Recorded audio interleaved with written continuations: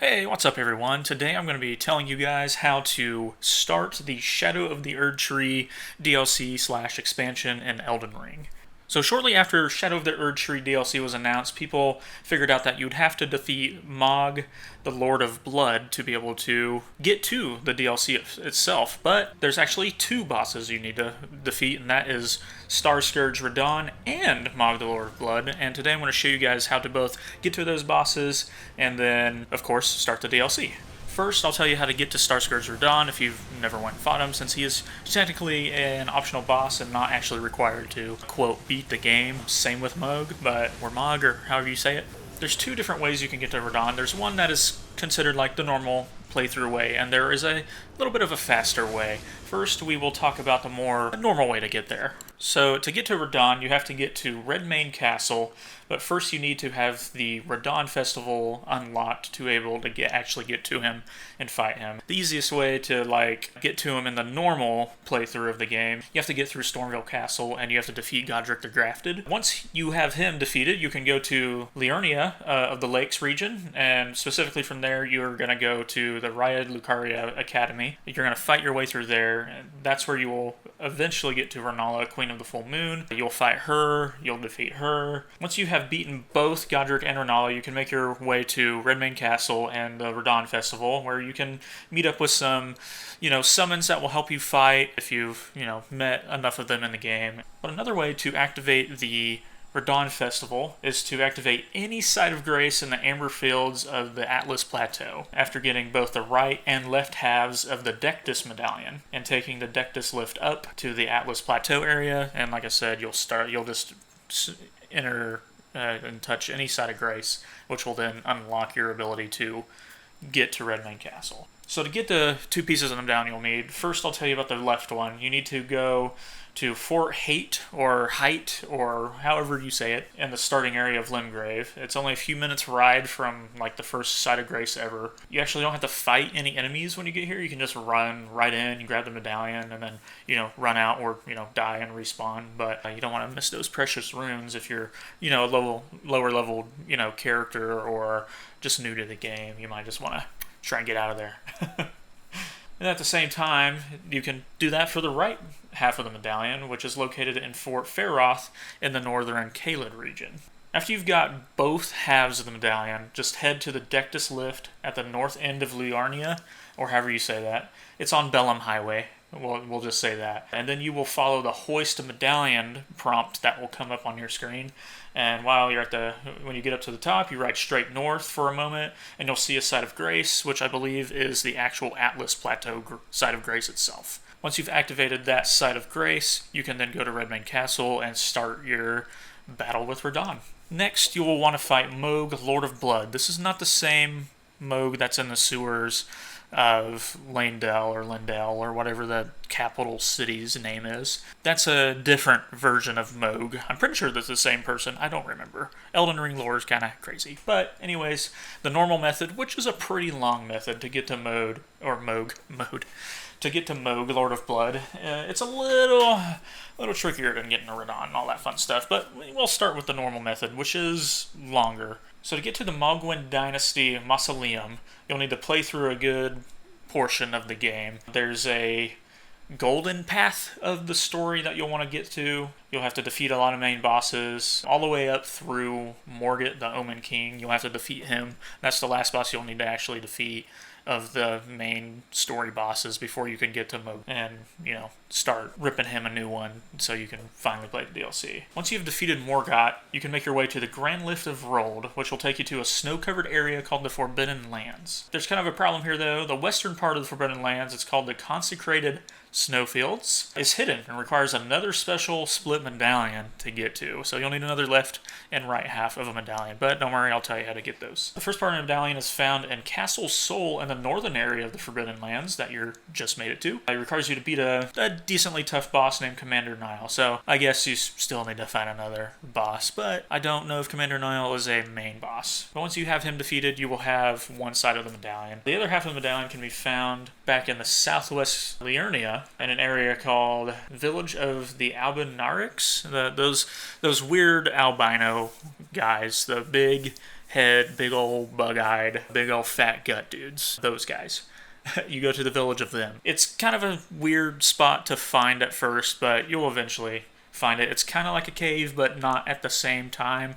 I don't know how to really describe it. It's just like there's like a big overhang to it, like a bunch of land that just overhanging this little area that's secluded and hidden because they don't want anyone bothering them, which I get that. But once you're there, you're going to want to listen. You're going to hear some moaning coming from like a large jar, and of course, what do you do with any jars or any breakable things in this game, like chairs and tables? You roll through it, and you'll break it, and you'll meet a guy named Albus, who gives you the other half of the medallion you need. Alright, so now that you have both halves of the medallion, head back to the Grand Lift of Rold. There's now a second option when you hit the lift that says Hoist Secret Medallion, and that prompt will be on your screen after, I believe, you hit left or right on the D-pad. I'm not sure what that is on keyboard, but I'm sure the prompt is there, or that you can probably figure it out, because PC players probably can translate console to keyboard, like controls, but I'm sorry that I do not know.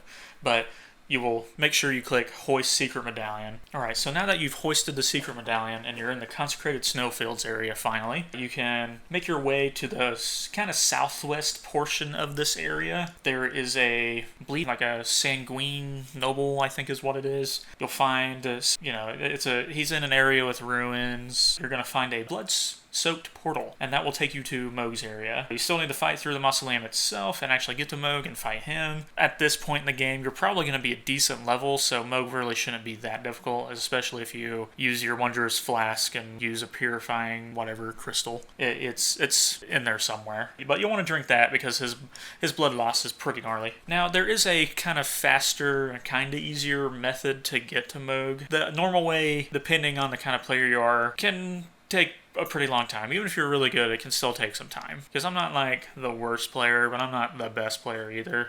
And this was probably around 40 plus hours in the game before I really got to Mohg in my first character's playthrough.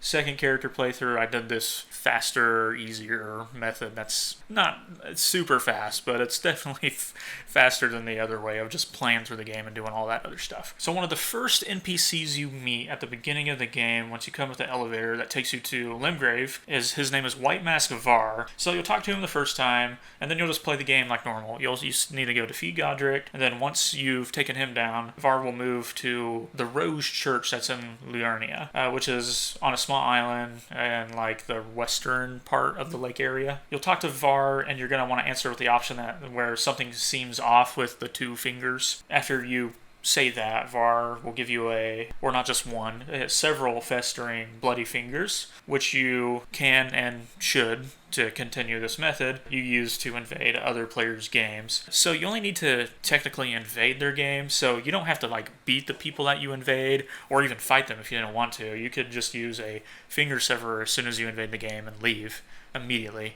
But if you want to fight some people, try and beat them, maybe get some practice in, or, try and get some pretty good rewards for beating the world players that you just went into, then you can do that. But if you're just trying to speed along, then just finger sever yourself out of there and boom, you're back. You'll just want to invade 3 players' worlds and you're good to go. So after that, you're going to want to go speak to Var again, and he will reveal himself as a servant of Mohg, and he's going to invite you to join the Knights of Luminary Mohg. So you're going to respond with the option that says anoint me. And then he gives you the Lord of Blood's favor item, which you'll need to soak in the blood of a maiden. And there are 2 different maidens that you can go to complete this task. So the easiest place to find an already dead maiden, so you don't have to kill anybody, and it won't affect any story or any quest, which I'll get to later with the other one, is just a little bit kind of north, like northwest of the Frenzied Flame Village area in Liurnia.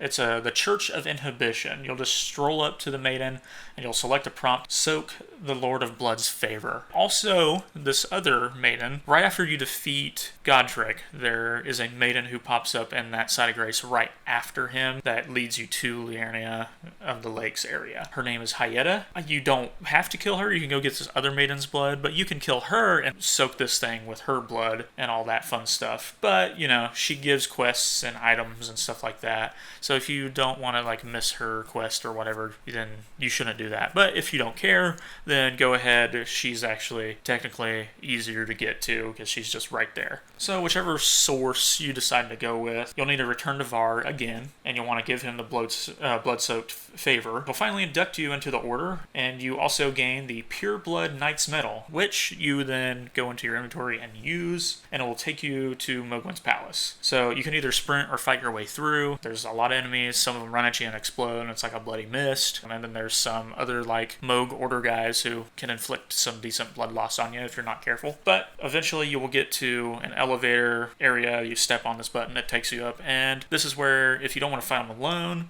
you can summon some people to help you fight. So after you've defeated Mohg and got his rune and his remembrance, you'll notice towards the back of this courtyard area where you fought him, where, you know, you think there'd be like a nice throne chair or something for a lord to be sitting on.